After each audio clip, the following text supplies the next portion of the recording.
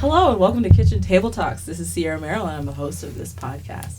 Today we have some extra guests. My name is Sierra, I'm 22 years old and I am black. My name is Alexa, so I'm white and I'm 22. My name is Melody, I'm 22 and I'm also white. My name is Kiala, I'm 22 and I'm Asian. My name is Victoria, I'm 22 and I'm Mexican. My name is Trudy, and I'm 22 years old. I'm 21. 22 every year. I'm 21. I want to be 22. Sorry. All right, so this podcast today is going to be about feminism and race. And so my first question for you guys, and it doesn't have to be in any order, just say first time it comes to you. What are some negative stereotypes that you find yourselves thinking about, either white people or people of color? Would a Karen count? A Because Karen that's would like yes. a stereotypical white lady who's very entitled to her life being the way she wants it to be. Everybody else is wrong. Everybody else is wrong, yeah. Yeah. I think growing up, my friends, a lot of my friends are Asian, so there's a name Tiger Mom. I don't know if you heard about it. Like, you have to get good grades and do good in school. Yeah. And yeah. Well, I was gonna say, I feel like Latinas specifically are always, even in television shows and movies, it's the spicy Latina stereotype that people sexualize them in a way that doesn't happen. Well, I mean, all women are sexualized, but Latinas in particular are sexualized in that way. Yeah. I find that too with black women. They're either sexualized or they're the angry black woman cannot show emotion, or they're just or the caregiver. Black women are always attached to having to be the caregivers. Yeah, or the mammy character from slavery times, and the nanny or the housekeeper that takes care of the white kids because the parents are too busy with their lives. Mm-hmm. Seen that a lot too. Alright, cool. Have you guys, is white passing a privilege or a burden? Well, I am white passing. I think it's a privilege. It's hard to argue that it would be a burden, just because white people are privileged in every aspect of life. And I don't walk into a room and people immediately know that I'm Mexican. They just assume that I'm white, especially because I have green eyes.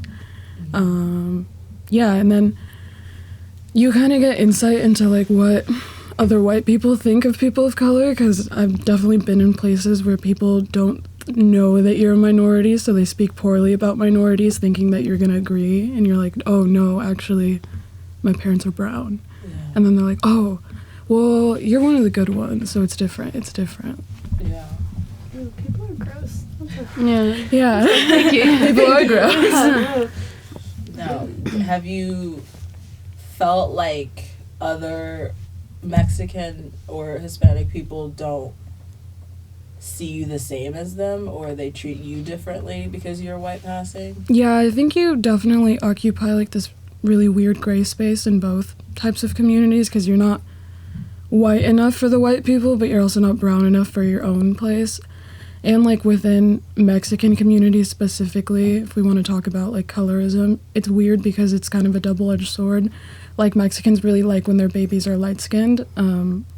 Even there's a saying to I guess the English translation would be to better the race. So families encourage their kids to go marry and have children with white people or lighter skinned Latinos because they think that white people are prettier, or babies with blue eyes get treated better than babies who are brown and have brown eyes.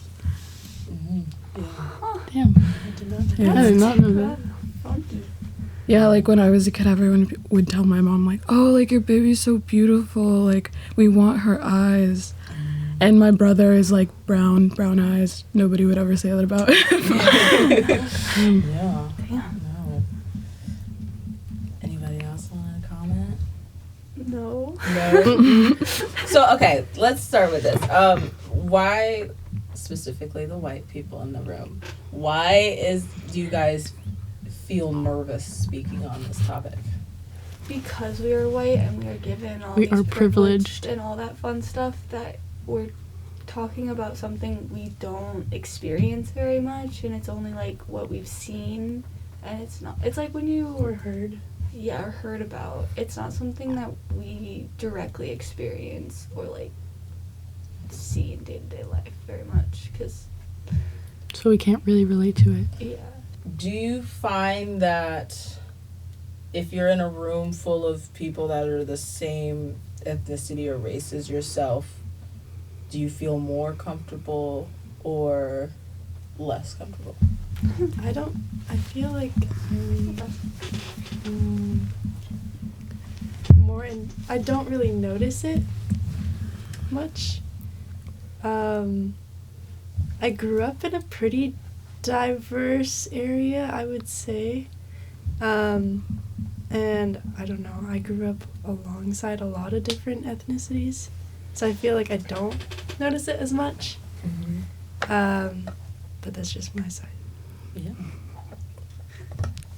I don't trust white people. If I'm in a room full of white people, I'm kind of like, what is this? Like what's happening, and why is no other race or ethnicity or whatever here? Like, what's happening? And I feel very off-put of like, something's wrong. I can add. I also grew up in a place with lots of diversity, I think. Like, my classmates were all, like, at least 2 to, like, maybe 15 different ethnicities. So it wasn't really I didn't really notice it until maybe I came to college, and it really changed, and majority of the class was white, so I felt a little, like, scared, but definitely got used to it over the years. Yeah. I didn't grow up in a place that was diverse. I grew up around a lot of white people, so, and even here, like at UO, everyone's white, or the majority of people are white, so I think I notice it all the time, every day, like even in class. And when you like see someone who you can tell is like of your own ethnicity, or they tell you that they're of your ethnicity, you definitely feel like a sense of community with them immediately, and you feel more comfortable knowing that there's more of you in that room. Okay. I don't really think I noticed it. Like, I think I grew up with diversity. I mean, the majority was white, but, like, I did see it. And, like, I think you asked me, like, a couple weeks ago, like, did I notice when I saw, like, the first black person in my life? Like, what did I think about it? And I don't know. Like, it wasn't a big thing. Like, I don't really remember it. So I don't know what that means, but... That you're human. I feel like most... like, I'm not going to go into a room and be like, oh my god, a black person. Like, I mean, I think racism is, like, taught. So most kids, they see someone, it's not on their radar. Like, they might be like, oh, their skin is different, but it's not like that's a bad thing or anything. It's just like, that's a banana, that's an orange. Like, it's just like, it is what it is. I went to majority white schools growing up, so going here was not that totally different, but I never fully focused on it until I came to college and realized, like, oh, I'm the only black person in this class right now, or the only black woman in this class. Like, that's and then I started to get nervous and being like, how safe am I really? Because I come from a very liberal city and state, and so Oregon, I was not sure. I mean, I'd heard it was liberal, but I also like knew people are coming from all over the place, smaller towns. I heard a fact that Oregon had like the highest KKK population in the state. I think you told me that. Yeah, I feel like that should be fact checked though. I should computer. No, Oregon was a white savior state. Yeah. Or a white safe haven. Like, we didn't have legalized slavery, but they wanted the state to be all white, which is why the state is still majority white. Yeah. It's much more racist than people think. Yeah. I feel like you can always get used to it, and then you move somewhere else and you're like, that was a little fucked up. Have you guys noticed, like, a difference with in like school and growing up, the difference between how white women are treated versus women of color are treated, and how.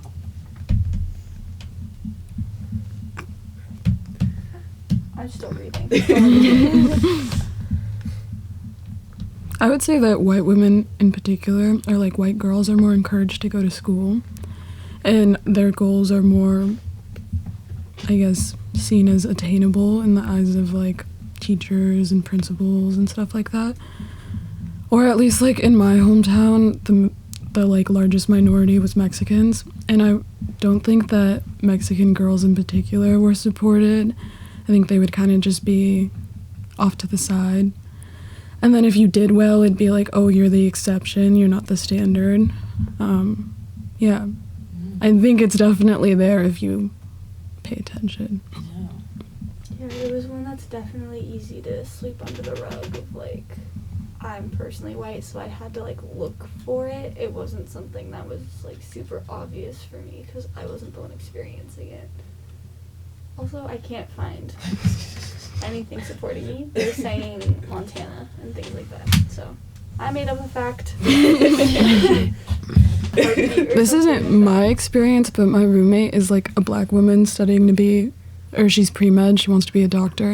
And she would always tell me how in like all of her high fee classes or her pre-med classes, she'd be the only black woman there, and she would always feel this pressure to like represent her community as a whole.